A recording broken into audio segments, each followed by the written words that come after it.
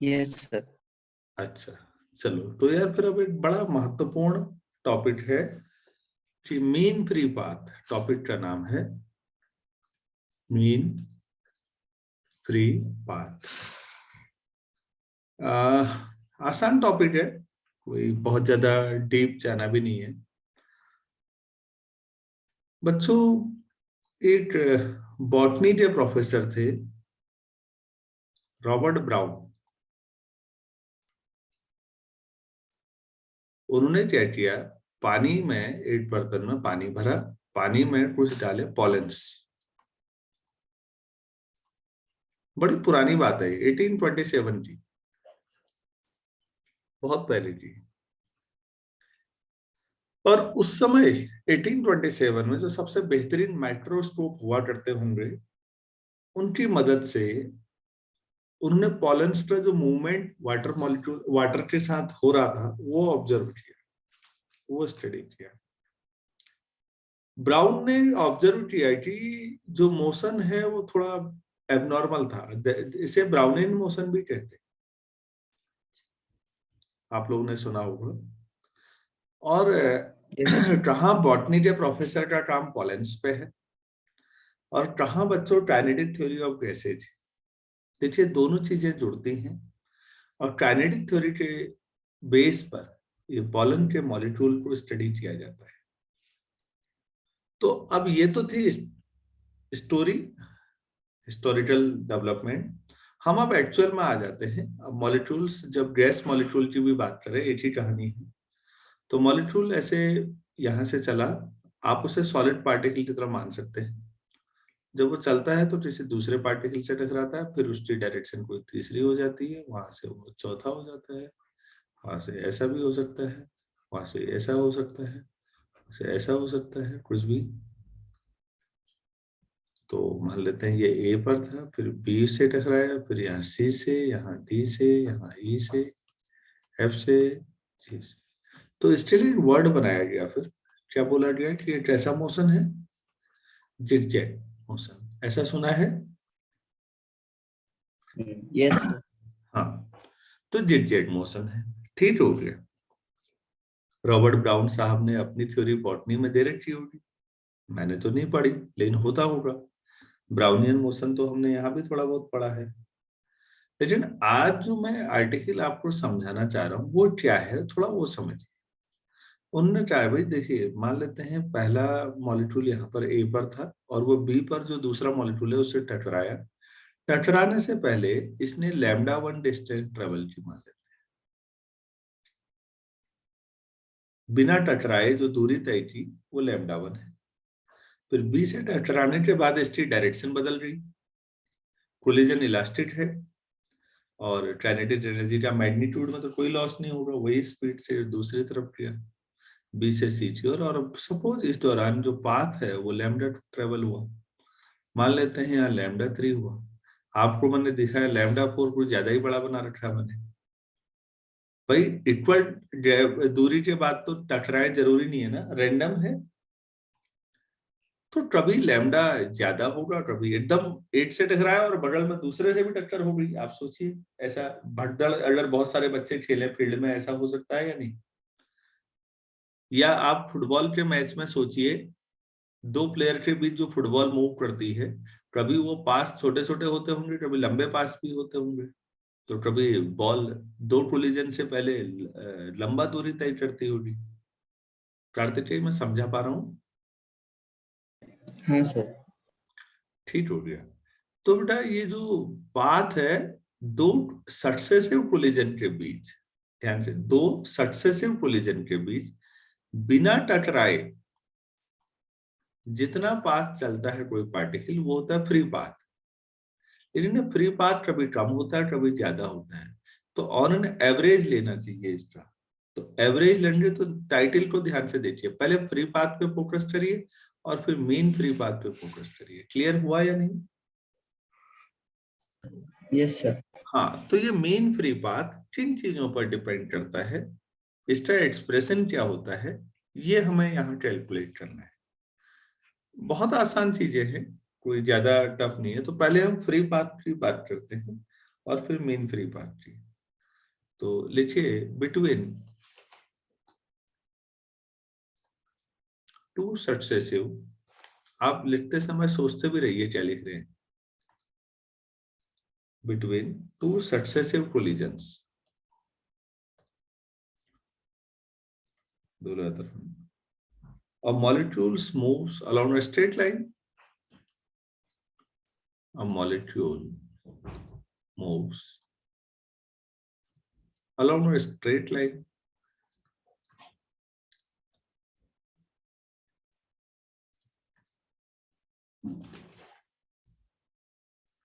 with uniform velocity, with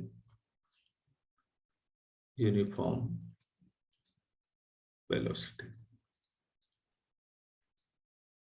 This path is known as, क्या कहेंगे इसे,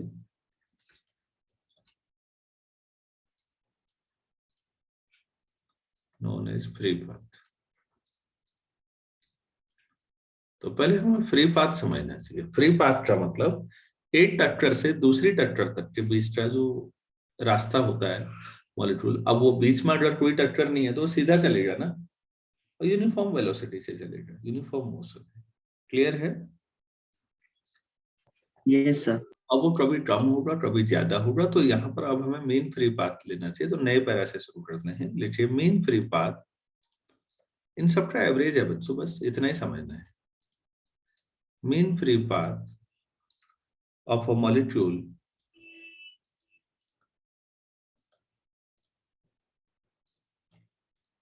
in a gas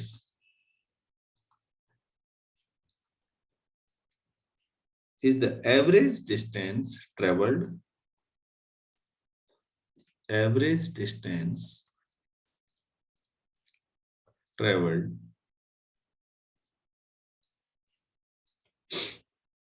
by the molecule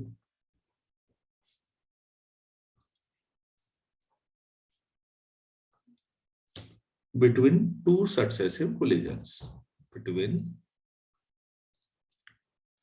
two successive collisions.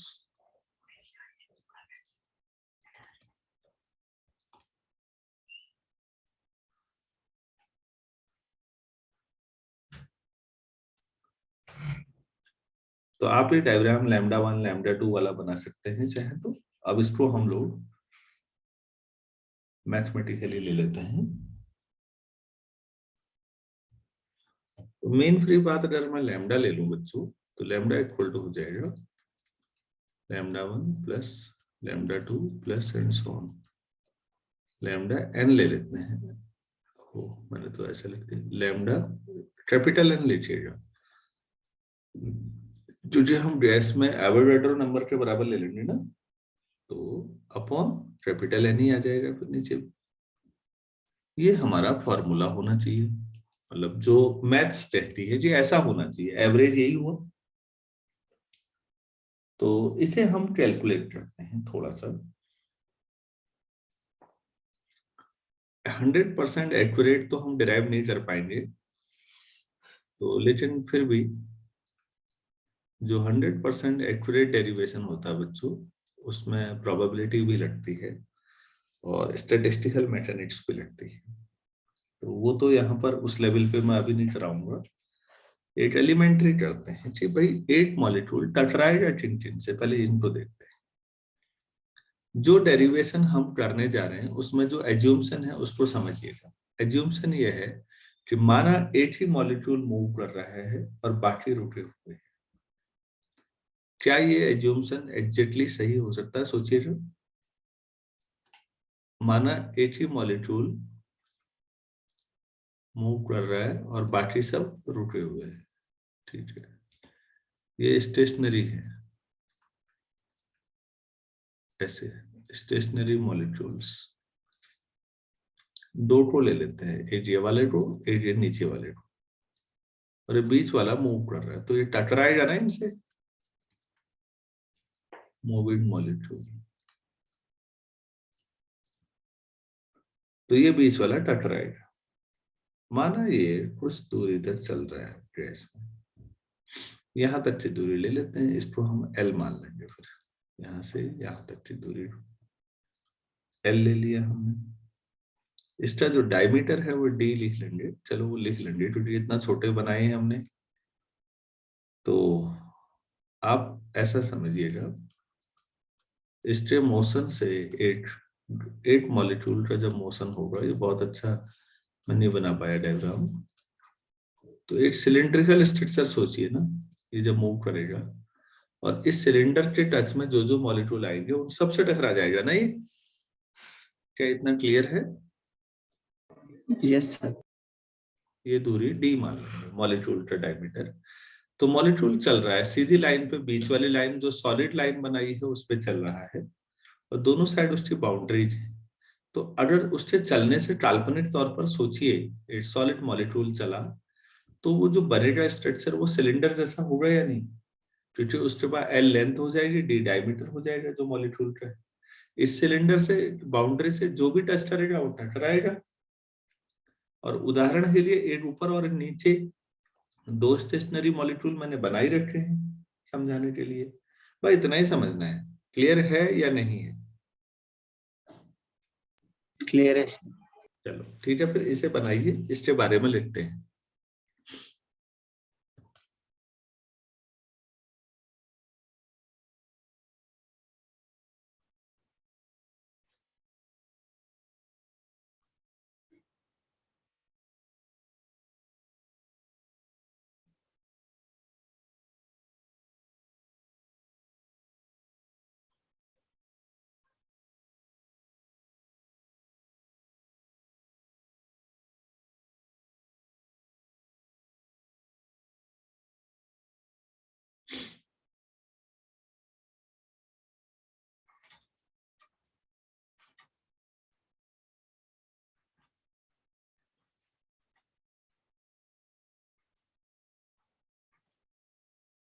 चलिए फिर शुरू करते हैं इसको, डेरिवेशन को।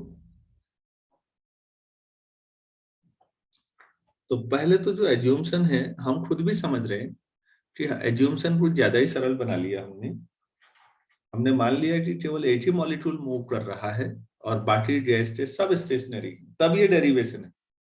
तो मतलब ये डेरिवेशन एग्जैक्ट नहीं है, लेकिन फिर भी ये आइडिया देता है।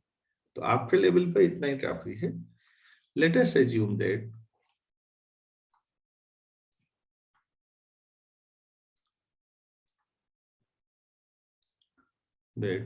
only one molecule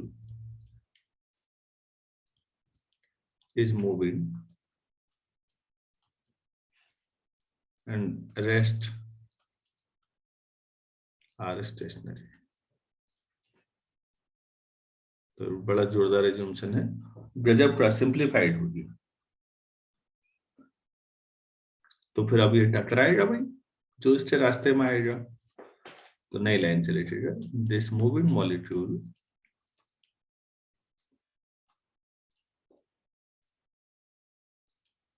will collide, ये टक्कर मारेगा। This moving molecule will collide against all those molecules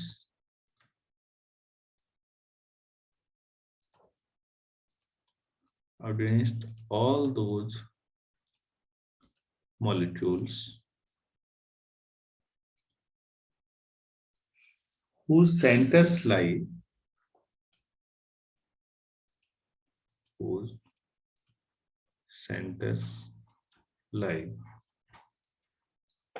कहाँ लाई करेंगे सोचिएगा, with in a distance D,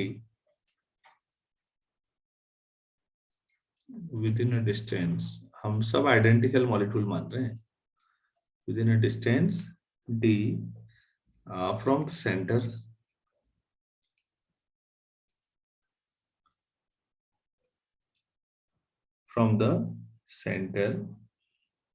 of the moving molecule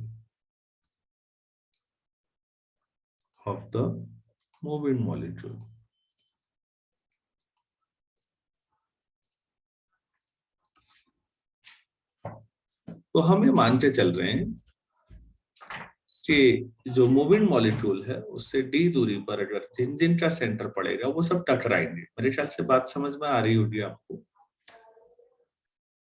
Kartik जी, आ रहा है ना ये समझ में? हाँ सर। हाँ, तो वो सब टकराएंगे। कौन टकराएंगे ऑलरेडी आपको क्लियर है। हम मान लेते हैं कि भाई अब ये भी मायने रखता है ना कि गैस की डेंसिटी जितनी ज्यादा है, गैस की डेंसिटी बच्चों ज्यादा होगी तो जाहिर सी बात है मॉलिक्यूल काफी नजदीक नजदीक होंगे, और नजदीक होंगे तो ज्यादा कोलिजन होंगे। ठीक है। और अगर गैस की डेंसिटी काफी कम होगी तो मॉलिक्यूल दूर दूर होंगे तो टक्करों की संख्या कम हो जाएगी। मतलब मैं इसको यहाँ पर पूरा ही कर देता हूँ।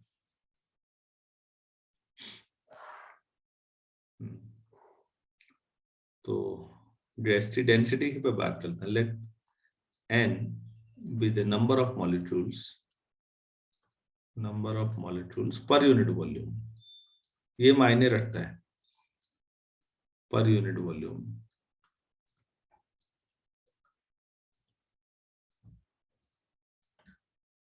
तो यूनिट वॉल्यूम में n मॉलिक्यूल हैं। चलो ठीक है। तो अब मान लेते हैं ये L दूरी तक चलता है। Suppose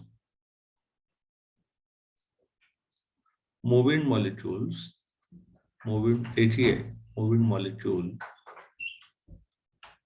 moves L distance. तो अब इस L डिस्टेंस में कितने कोलिजन होंगे इस पे बात करनी है। तो नंबर ऑफ कोलिजन्स जरा सोचिएगा।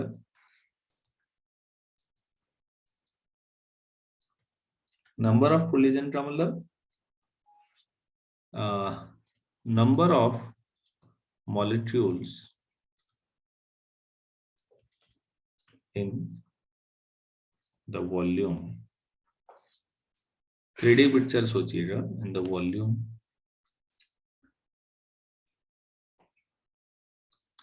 पाई डी स्क्वायर एल मान ले।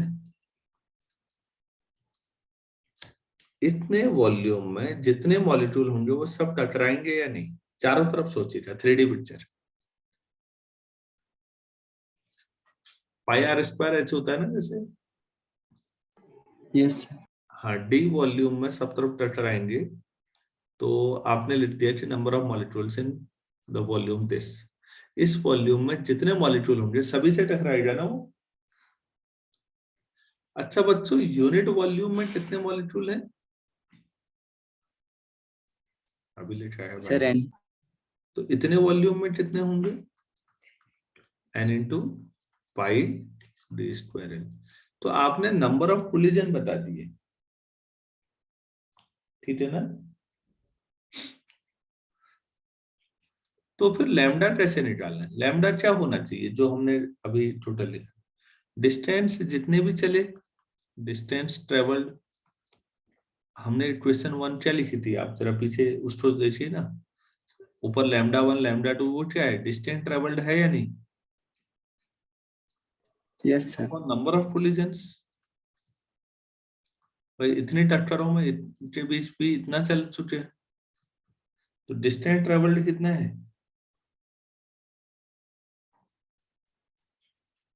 L और number of collision n into pi D square L. Equation number 2।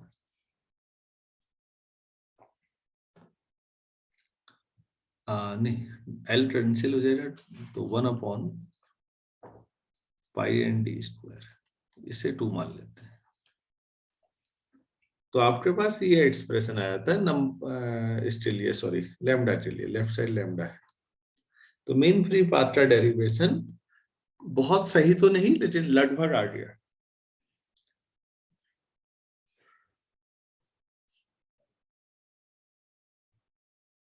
बहुत सही क्यों नहीं है? क्योंकि सर क्योंकि इसमें हमने एक ही मॉलिक्यूल मूविंग माना और बाकी सब स्टेशनरी। हाँ, एक ही को मान लिया। तो अगर हम थोड़ा इसको करेक्शन करें, जो कि मैंने थ्योरी नहीं लगाई, डायरेक्टली बता रहा हूँ प्रोबेबिलिटी से। तो बच्चों इसमें अगर एक बात बताइए, अगर सभी मॉलिक्यूल मूव करें, आप सोचें तो कोलिजन की संख्या बढ़ेगी या घटेगी? एक ही मूव कर रहा है तो वो जिससे टकराएगा, बाकी तो रुके हुए हैं, तो मूविंग जिसके पास जाएगा भाई तब टक्कर होगी। लेकिन अगर सारे चल रहे होंगे तो क्या होगा? तो कोलिजन्स की संख्या बढ़नी चाहिए या घटनी चाहिए?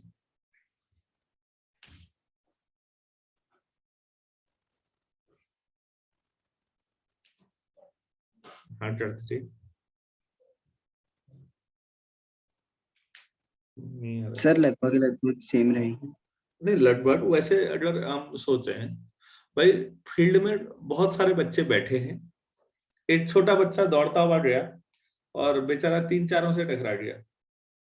अगर सारे बच्चे दौड़ेंगे तो अब इस बच्चे की, जिस बच्चे को हमने टारगेट बनाया है, इस बच्चे की टक्करों की संख्या बढ़ सकती है, घट सकती है, या वही रह सकती है? संभावना क्या ज्यादा है? सर बढ़ सकती है। बढ़ने के चांस है, बिल्कुल सही बात है। अरे भाई कई जो तो ये नहीं टकराएगा, कोई इससे टकरा जाएगा ना, वो भी बढ़ जाएंगे। तो बच्चों अगर आप एक बात सोचिए कि आप कोलिजन की संख्या बढ़ाएंगे तो मीन फ्री पाथ बढ़ेगा कि घटेगा? दो टक्करों के बीच की दूरी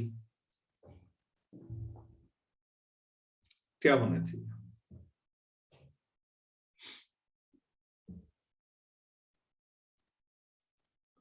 अगर कोलिजन बढ़ रहे हैं तो मीन फ्री पाथ बढ़ना चाहिए कि घटना चाहिए? सर घटना चाहिए। वेरी गुड, घटना चाहिए। तो एक फैक्टर एक्सपेरिमेंटल ऑब्जर्वेशन से देखा गया, तो अब हम उससे लिखते हैं, if we assume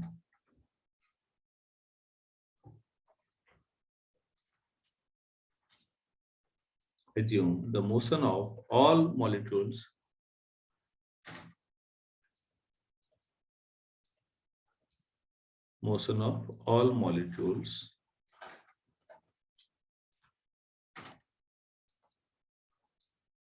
number of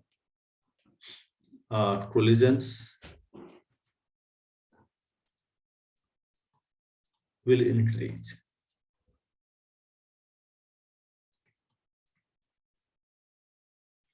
And obviously, mean free path will be reduced. Mean free path will be reduced. कोई बहुत डेप्थ में जाने की जरूरत नहीं, कॉमन सेंस की चीजें। Experimentally, we observed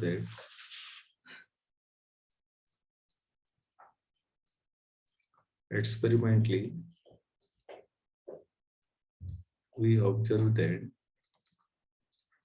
lambda equal to 1 upon a root 2 से और मल्टीप्लाई हो जाता है नीचे, पाई एंड डी स्क्वायर। बच्चों कभी कॉलेज लेवल के लिए पढ़ाने की जरूरत पड़ेगी तो ये पूरा प्रूफ कराया जाएगा, लेकिन आपके लिए रूट 2 एक्सपेरिमेंटल ऑब्जर्वेशन के बेस पे लिखा दिया जाता है। बहुत ऑर्डिनरी डेरिवेशन है, कोई बहुत बड़ी बात नहीं की।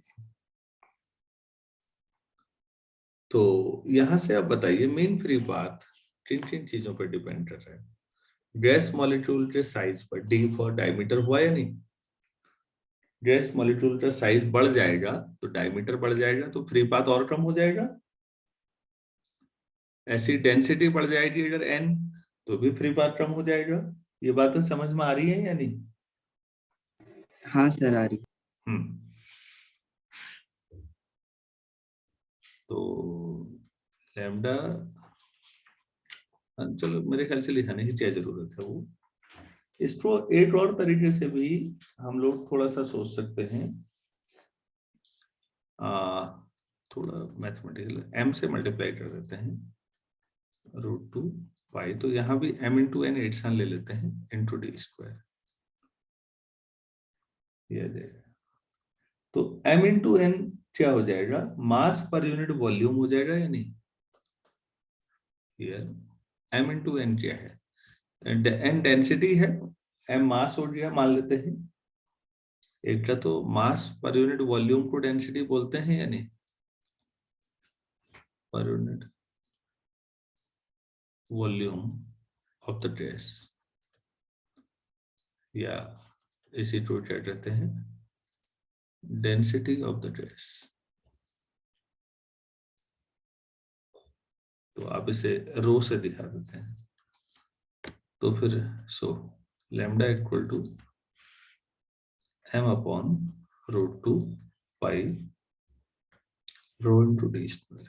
फॉर्मूला ऐसे भी बनाया जा सकता है, ये भी एक फॉर्मूला है, फोर्थ इक्वेशन मानी जा सकती है। न्यूमेरिकल जो लिए हुए वो एडजस्टमेंट छोटे छोटे ऐसा भी किया जा सकता है। अच्छा, और भी किया जा सकता है। देखिए हमने पढ़ा है पीवी इक्वल टू आरटी, तो पी इक्वल टू हो गया आरटी अपॉन वी। हम इसमें थोड़ा बदलाव ला रहे हैं, इसको एन से मल्टीप्लाई एन से डिवाइड कर देते हैं, तो R upon n into T ऐसा कर सकते हैं। देखिए आर अपॉन एन क्या है, याद है, बोल्ट्जमैन कांस्टेंट।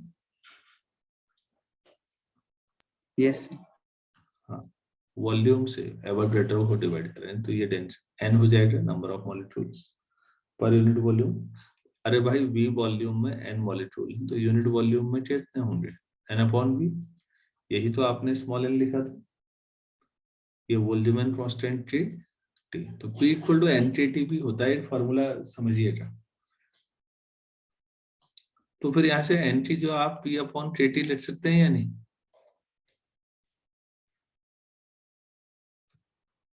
तो फ्रॉम 3 इक्वेशन 3 में lambda equal to 1 upon √2 pi n T जो P अपॉन के टी ऊपर आ जाएगा इंटू डी स्क्वायर। तो लैम्डा ऐसे भी बोला जा सकता है, 50 का रेट है।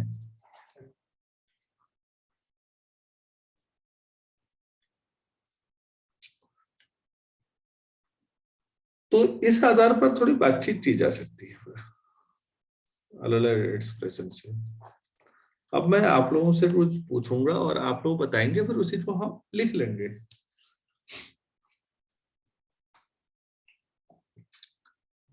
अगर n कम होगा तो मीन फ्री पाथ ज्यादा हो जाएगा ना।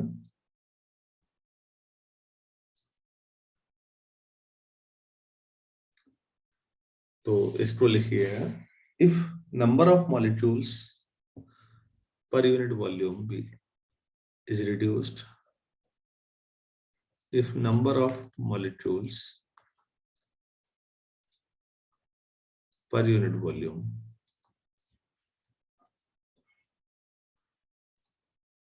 आप ऐसे भी लिख सकते हैं, that is n is reduced, n को कम करेंगे तो इक्वेशन 3 पे ऑब्जर्व करिए, then lambda will be larger,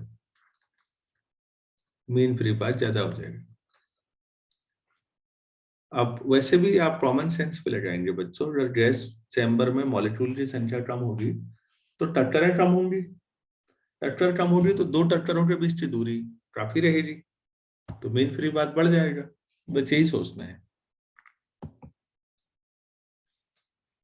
next, इसे करके जो पढ़ा है उन्हीं का कंक्लूजन निकालना है। दूसरे चीज पे फोकस करें। डायमीटर अगर कम होगा तो क्या होगा, if diameter d is reduced, मतलब साइज पे बात करें तो लैम्डा विल बी इंक्रीज्ड। तो मेरे ख्याल से ऐसा कुछ है नहीं इसमें, देख ही रहा है कि हाँ भाई डी कम हो, डिनोमिनेटर वाली चीजें कम होंगी तो ये बढ़ेगा। अगर प्रेशर कम होगा तो इज इंक्रीज्ड। अच्छा चलो बढ़ा देते हैं, इंक्रीज्ड लैम्डा इज डिक्रीज्ड। ये लिखने जैसा कुछ है नहीं, ये तो देख ही रहा है तुम। टेम्परेचर ज्यादा होगा तो बच्चों lambda proportional to T, temperature ज्यादा होगा तो मीन फ्री पाथ भी ज्यादा हो। टेम्परेचर कम होगा, उल्टा भी सही है। तो कम होगा तो नजदीक आ जाएंगे ना कंडेंस, तो मीन फ्री पाथ कम हो जाएगा।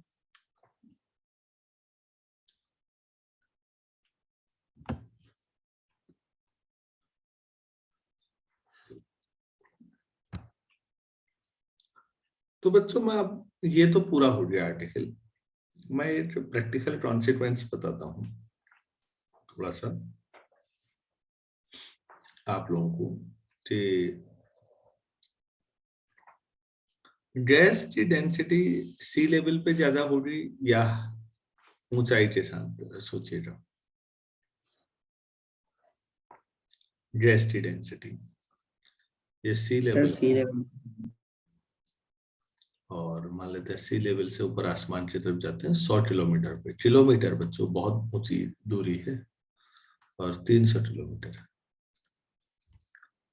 तो जो गैस मॉलिक्यूल, तो यहाँ पर जो मीन फ्री पाथ होता है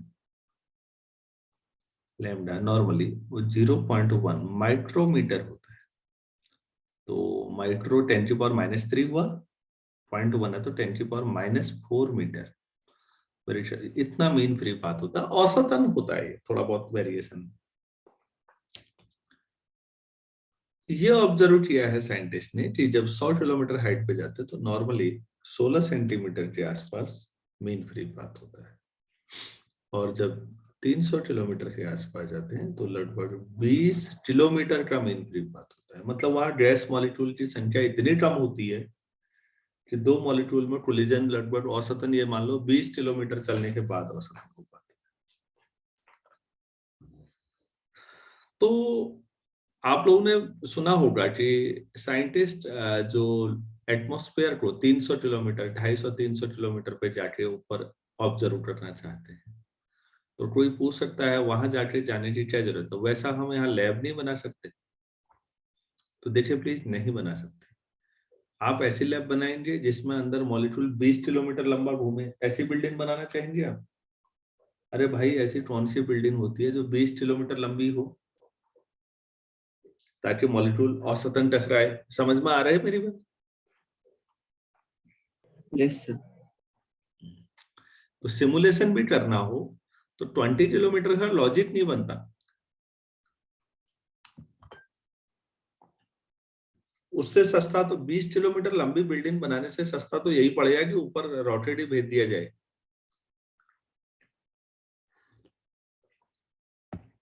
तो इस हाइट पर 300 के आसपास अगर आप एटमॉस्फेयर की स्टडी करना चाहते हैं, जो कि क्लाइमेटिक कंडीशन से भी और बहुत सारे रीजन से जरूरी होता है,